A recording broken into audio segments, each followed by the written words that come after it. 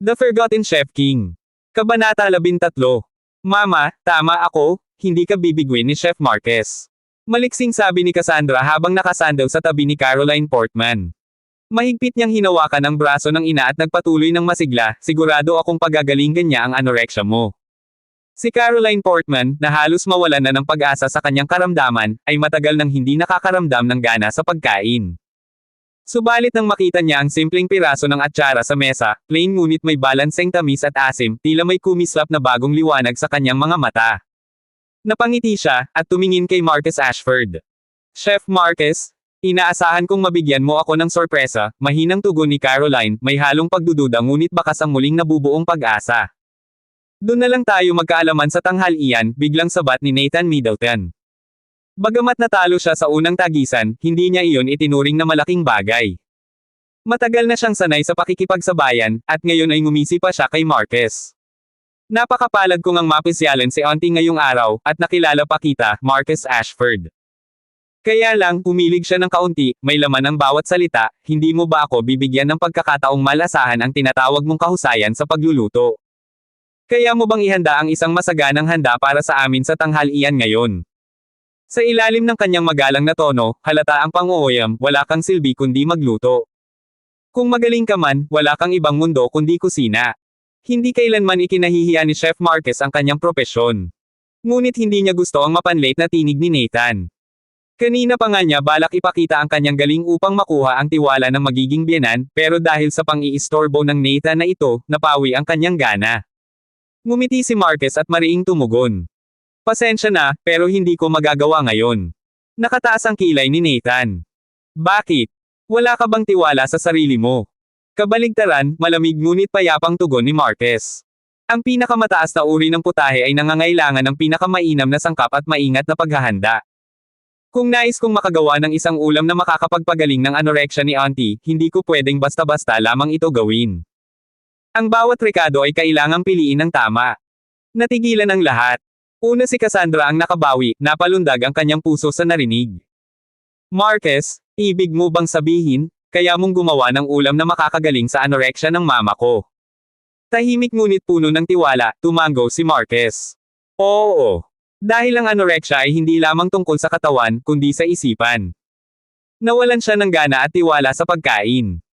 Ang kailangan ay isang putahe na muling magbubukas ng kanyang panlasa, isang obra maestrong luluto na magpapaalala sa kanya kung ano ang tunay na sarap at halina ng pagkain.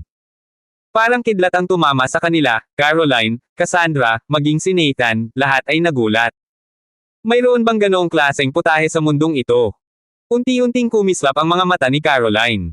Totoo ba? Talagang kaya mong gawin iyon? Ngumiti si Marquez, puno ng pananalig. Opo. Napakalaking kay-abangan. Biglang singgal ni Nathan, halatang inis. Alam mo ba kung ilang tanyag na chef na ang sinubukan ng pamilya naming Royce? Ilang uri ng mamahaling putahe ang pinatikim sa kanya. Walang nakaayos sa sakit ng auntie ko. Tapos may lakas ka pang loob na sabihin kaya mong gawin, gayong atsara lang ang ipinakita mo.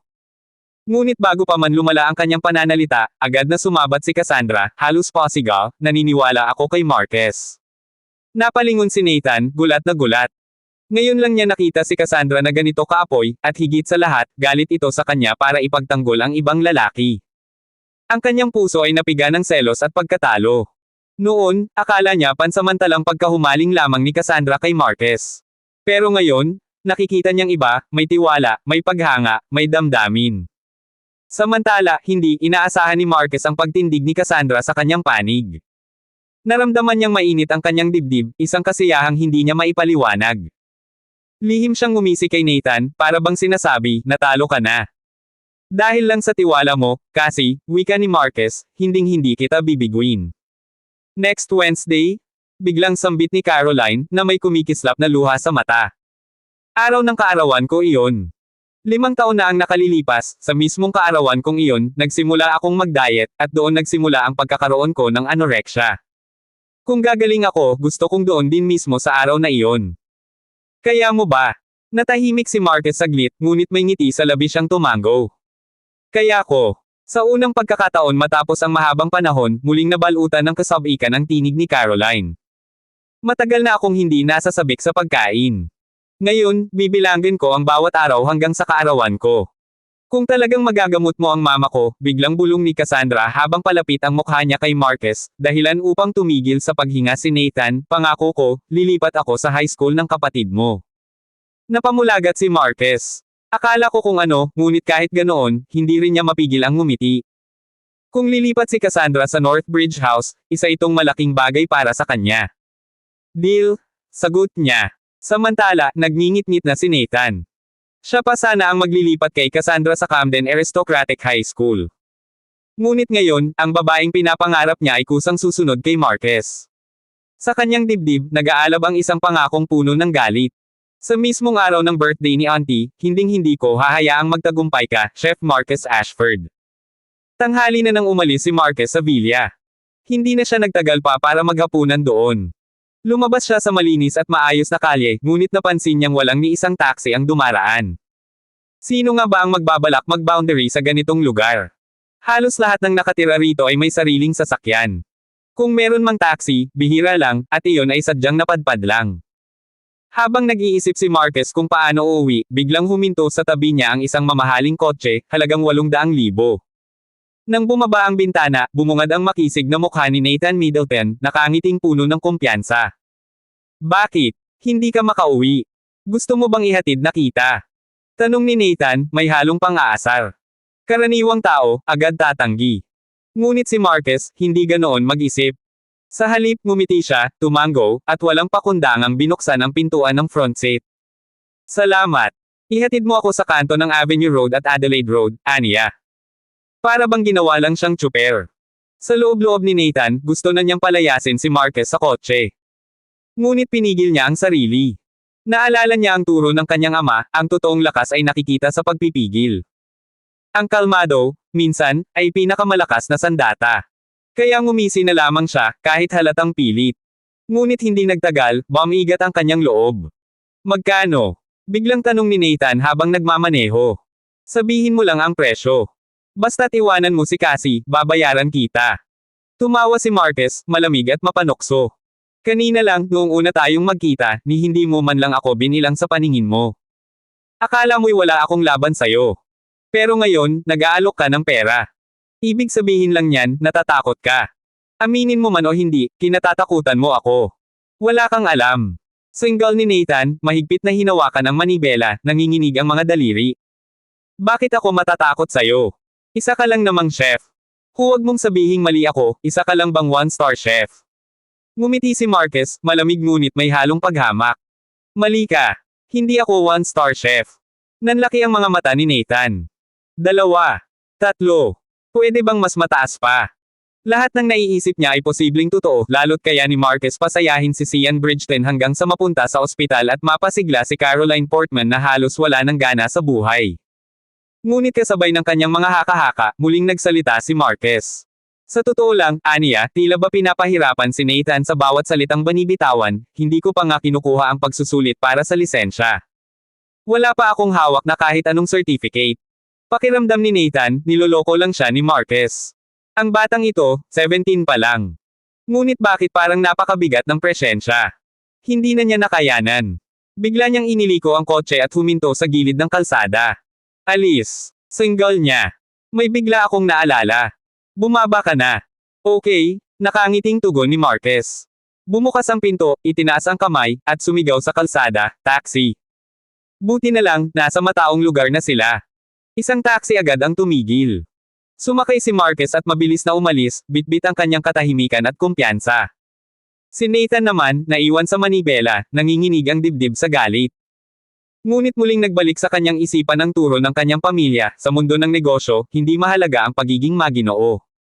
Ang pinakamalupit na paraan, iyon ang tunay na lakas.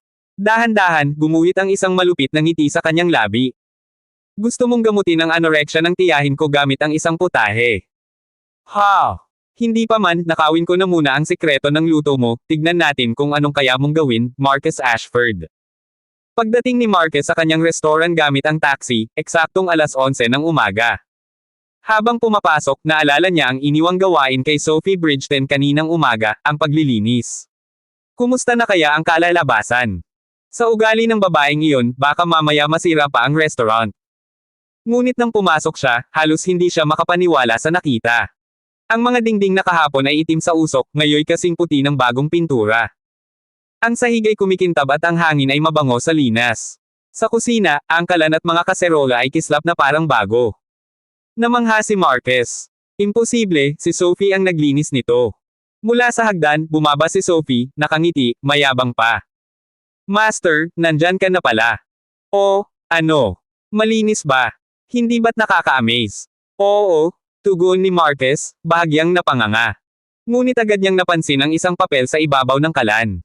Dinampot niya iyon, isang resibo mula sa White Housekeeping Service Company. Napakamot siya ng ulo. Kaya pala, tumawag ka ng housekeeping service. Ano ngayon? Hindi ko naman ginastos ang pera mo, palusot ni Sophie, kunot noo. Wala nang nasabi si Marquez. Napailing na lang siya, may halong tawa at buntong hininga. Alam niyang pansamantala lang si Sophie rito, habang nagpapagaling si Sian Bridgeton sa ospital. Kaya kahit ano pa ang kalokohang gawin niya, hahayaan na lang muna niya. Basta't walang naaapektuhan sa restaurant, pabayaan na. Pagsapit ng tanghali, umuwi si Cyril Clark, at ang bahay na dati 3 lang ang naninirahan, ngayon ay tila mas nagiging masigla dahil may dagdag na kapatid. Hapon pa lamang, nagsimula na muling maging abala si Marquez. Hindi na niya gaanong iniintindi ang stall ng Best Roast Lamb, sapagkat mayroon na siyang mas mahalagang misyon, ang paghahanda ng putahe para kay Caroline Portman. At ang lutuin na iyon ay tinawag niyang Palace Eggplant. Isang napakahirap na putahe, kinikilala sa sinaunang panahon bilang handaing pangpalasyo. Hindi mamahalin ang sangkap, ngunit ang proseso ay napaka-komplikado, 7 araw ang kailangan bago makumplito. Sa Dream of Red Mansions, isang tanyag na klasikong akda, inilarawan ang pagkaing ito ng buong buo. Noon pa lamang, tinawag na itong pinakamasarap na talong. Ngunit matapos paulit-ulit na eksperimento, natuklasan ni Marquez na ang bersyong iyon ay isa lamang pinadaling anyo. Gamit ang kanyang talino at determinasyon bilang chef, matyaga niyang binuo at muling tinuklas ang nawalang lasa ng totoong Palace Eggplant. At ngayon, iyon ang gagamitin niya upang iligtas si Caroline Portman mula sa anorexia. Isang labang hindi lamang tungkol sa pagkain, kundi tungkol sa dangal, buhay, at kapangyarihan. Sa kasaysayan ng lutuing Briton, partikular sa nobelang Dream of Red Mansions, binanggit ang isang uri ng talong na naging alamat. Noon pa man, maraming naghangad na muling likhain ang lasa nito, ang kakaibang kombinasyong kamakaway sa panlasa ng mga pihikan at palaisip sa pagkain. Sinubukan ng ilan, ayon sa mga hakbang ni Justin Brown, at oo, naging masarap. Ngunit para sa mga tunay na nakakaunawa ng sining ng pagluluto, alam nilang may kulang. Ang lasa ay hindi abot sa antas na nararapat lamang sa Windsor Imperial. Ngunit ano nga ba ang nawawala? Matagal bago tuluyang maunawaan ni Chef Marcus Ashford ang hiwagang iyon. Isang mahalagang pampatapos ang kinakailangan, isang bagay na kailangang dumaan sa 7 araw ng pagbuburo bago maisalang. Hapon na nang isama ni Marquez si Sophie Bridgeton sa Camden Night Market. Para silang mandirigmang nakikipagsapalaran, nag-ikot mula sa isang tindahan patungo sa susunod. Hindi lang basta talong at manok ang kailangan, kundi mga kabuteng may espesipikong uri at mga pinatuyong prutas na kahihirap hanapin.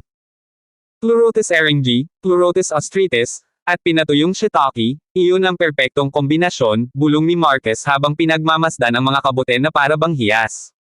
Para naman sa pinatuyong prutas, pinili niya ang kasoy, hilagang almendres, at hazelnuts. 3 oras ang lumipas sa kakahanap at kakapili. Para kay Sophie, tila'y isang kalbaryo ang araw na iyon. Master, hindi ko na kaya? Parang gusto ko na yatang magwelga, reklamo ni Sophie, pawisan at pagod na pagod. Kung ang pamimili kasama ang isang babae ay nakakapagod, mas nakakaubos ng lakas ang sumama sa isang kusinirong gaya ni Marquez. Napakunot noo si Sophie nang makita ang paraan ng pagpili ng kabute, bawat piraso'y hawak at iniikot, tinatitigan na parang kinikilatis ang isang reyna sa patimpalak.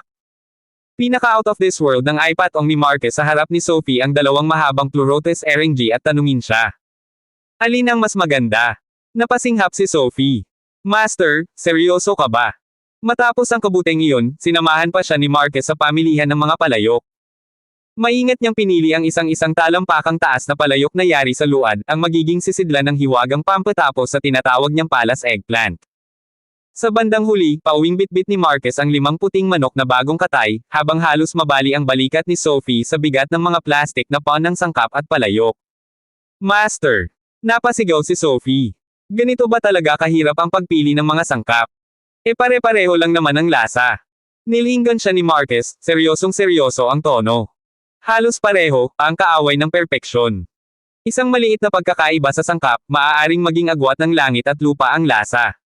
Ikaw, apo ka ni Sian Bridgeton. Dapat higit kang nakakaunawa rito. Hindi na nakasagot si Sophie. Sa halip, ibinagsak niya ang mga dala sa kusina, at naupo habang hinihimas ang balikat. Parang ginawa mo lang akong kargador, ah. Natawa si Marquez. Hindi ba? Sino pa ang kukunin kong katuwang kundi ang disipulo kung matigas ang ulo? Master, ngumuso si Sophie, halatang may initin na ang ulo. Nagkunwari agad ng takot si Marquez.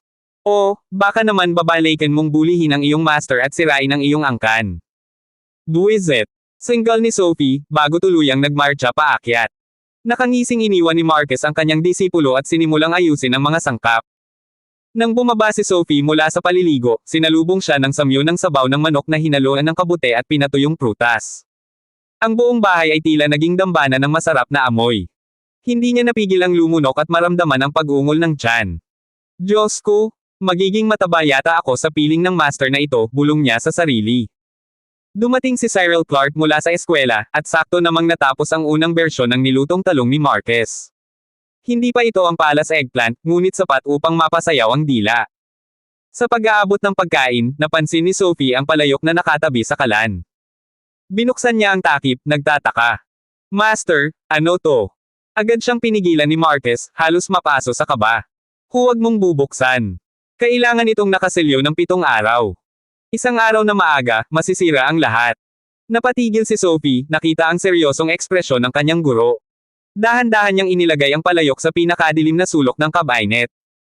Doon, para bang isang bagay na may sariling buhay ang nakapaloob. Nang magsimula silang kumain, tila hindi na mapigil ang lahat. Ang talong na may kasamang manok, kabute, pinatuyong prutas, at bagong sibol na labong ay parang isang simponya ng lasa.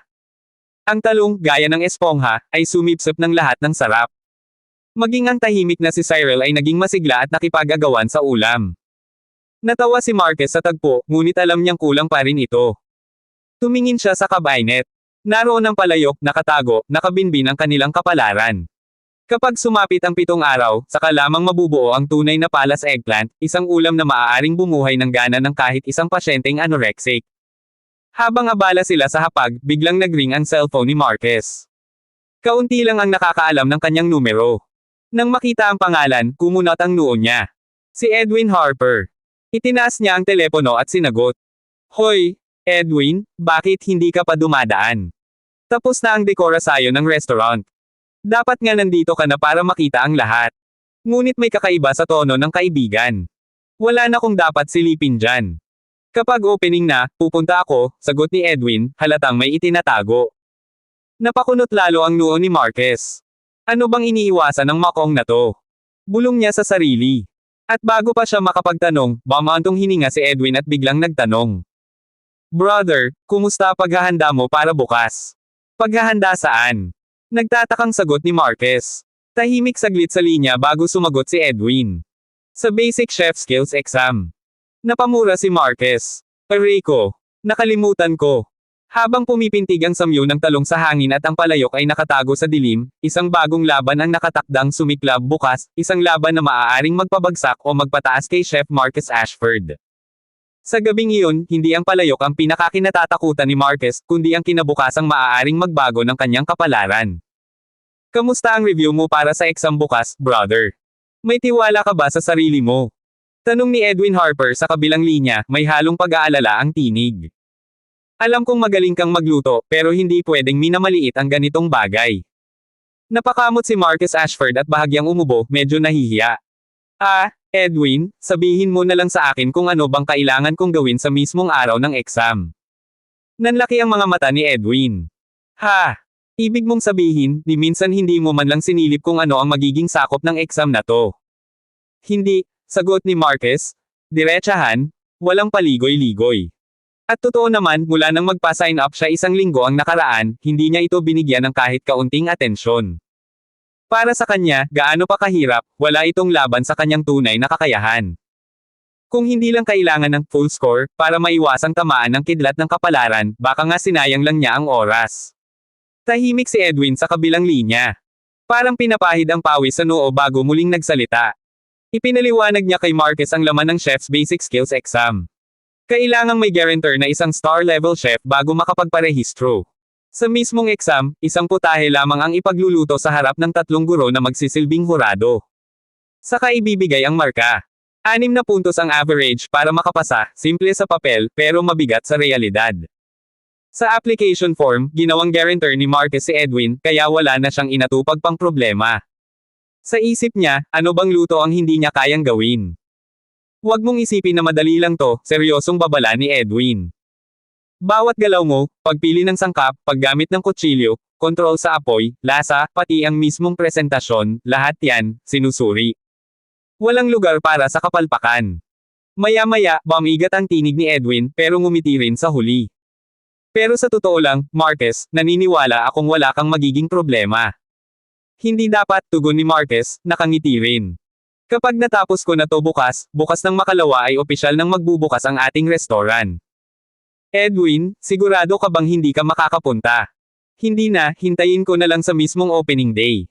Sagot ni Edwin na parang nagmamadali, at matapos bumati ng good luck ay agad binaba ang tawag. Napakunot ang noo ni Marcus. Bakit parang iwas na iwas itong si Edwin? Takot ba siyang makita si Sophie Bridgeton? Pero, paano niya naman malalaman na nandito si Sophie? Iwinaksi na lang niya ang isipin. Pagbalik niya sa restaurant, nakita niyang patapos ng kumain ang mga kapatid at si Sophie. Nang tumayo na si Sophie, tinawag siya ni Marcus. Linisin mo ang hapag. Bilang isang waiter, kailangan mong masanay, unti-unti. Hindi na nakapalag si Sophie. Samantala, si Marcus naman ay naghanda na ng kanyang gamit para sa exam.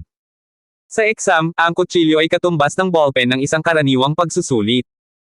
At para kay Marcus, sapat na ang isa, ang kutsilyong, Chan Siang, na bigay ni Sian Bridgeton. Pinakintab niya itong mabuti bago ipinasok sa isang simpleng kaong kahoy. Ayaw niyang gamitin ang mamahaling kahon nito, masyadong kaakit-akit, at siguradong magiging usap-usapan. Kinabukasan, maaga siyang lumabas, dala ang kahon ng kutsilyo at admission ticket. Sakay ng taxi, tinungo niya ang gusali ng Camden Food Association. Ito ang itinatag ilang taon matapos maalis ang pagbabawal sa karne, isang samahan para muling buhayin ang mga nawawalang putahe. Pagdating niya, tambak na ang mga tao, lahat ay kandidato rin. Nang makita siya ng ilan, dala-dala ang kahon ng kutsilyo, agad siyang pinag-usapan. Grabe, parang 14 lang tong batang to. Exam agad. Wala ngang age limit ang one-star chef license, pero, may laban ba talaga ang ganyang kabata? Ako nga, pangatlong beses ko na to at hindi pa rin ako sigurado. Tama naman sila. Ang pagiging chef ay hindi basta-basta. Kailangan ng mahabang taon ng karanasan. Kadalasan, nasa 20s pa lang nakakakuha ng lisensya ang karamihan. Kaya ang isang tulad ni Marcus na wala pa sa hustong edad para bang imposible. Ngunit hindi natinag si Marcus. Tahimik siyang naupo, pumikit, at nagkunwaring nagpapahinga. Ang hindi nila alam, ang iniisip niya ay kung maayos bang nahugasan ni Sophie ang mga bagong pinggan bago siya umalis. Hoy, tol. Biglang boses ng isang binatilyo. Hindi ko inasahang may mas bata pa sa akin dito. Pagmulat ni Marcus, isang 18 anyos na lalaki ang nakangiti sa kanya. Matikas ang tindig, puno ng kumpiyansa. Ako si William Turner. Ikaw. Marcus Ashford, tipid niyang sagot. Baguhan ka rin ba sa exam? Pareho tayo. Relax ka lang, hindi naman nakakatakot to. Basta magaling ka, pasado ka. Sunod-sunod ang kwento ni William. 13 anyos pa lang ako, nasa kusina na ako. Alam ko lahat ng putahe. Minsan nga, ako na ang pinapagluluto ng mga customer kapag busy ang chef. Saan ka naman natuto? Sa restaurant din ba? Hindi na nagpaliwanag si Marcus, tumango lang. Oo. Nice. Kung may hindi ka alam, itanong mo lang sa akin, ha? Mas bata ka, kaya tutulungan kita. Inakbayan pa siya ni William na para bang kapatid. Napangiti na lang si Marcus. Salamat. Nang magsimula ang exam, isa-isang pumasok ang mga kandidato. Sa loob, nakahanay ang mga kalan at mesa, may nakatalagang numero sa bawat isa. Sa gilid, nakadisplay ang mga sangkap na pagpipilian ng bawat examinee. Nang makita ni Marcus na katabi niya si William, ngumiti ito. Tol, destiny na to. Ngumiti rin si Marcus. Mukhang ganun na nga. Samantala, sa gilid ng examination hall, isang pamilyar na boses ang bumungad. Uncle, siya yun. Ang nagsalita ay si Finn Bell, ang mayabang na class leader. Bitbit ang ngisi, itinuro niya si Marquez. Kapag natulungan mo ako rito, siguradong magpapasalamat ng husto ang papa ko. Umiling si Benjamin Clark, isang matabang lalaking nasa edad 40. Huwag ka nang magpasalamat. Kaibigan ko ang papa mo simula pagkabata. Kahit hindi ako makialam, hindi papasay ang batang yan. Ngumisi si Finn, puno ng galit at inggit. Hindi ko lang gusto kong makita siyang madurog sa mismong harap ko. Simula nung field trip, nabahiran ang reputasyon ko.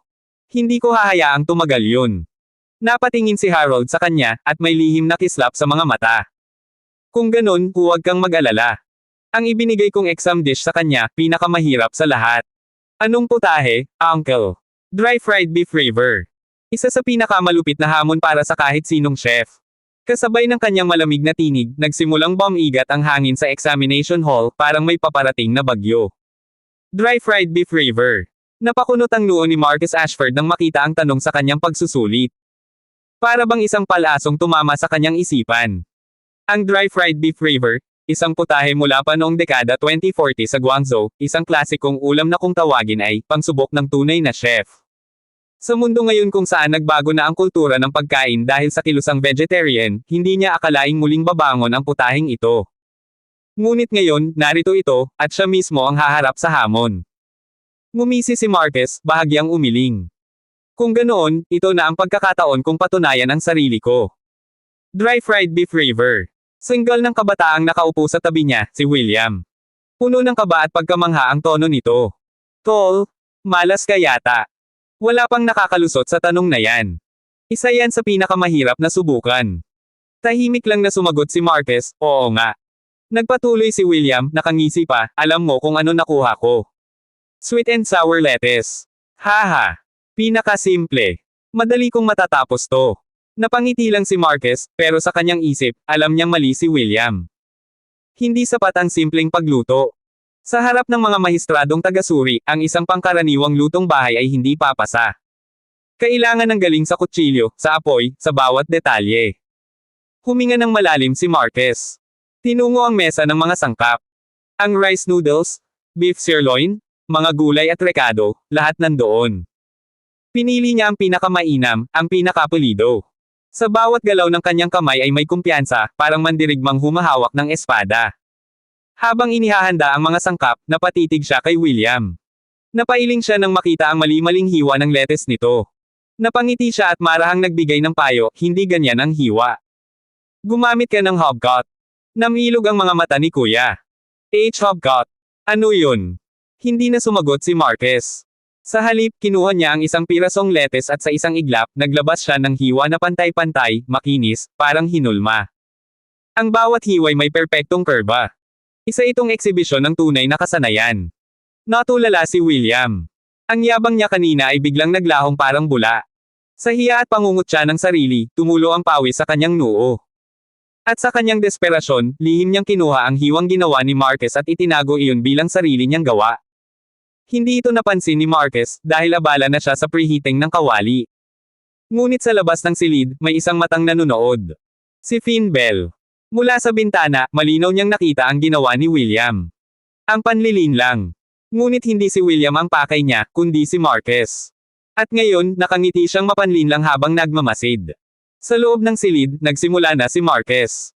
Ibinalot niya ang kawali sa apoy, mabilis at kontrolado ang bawat galaw.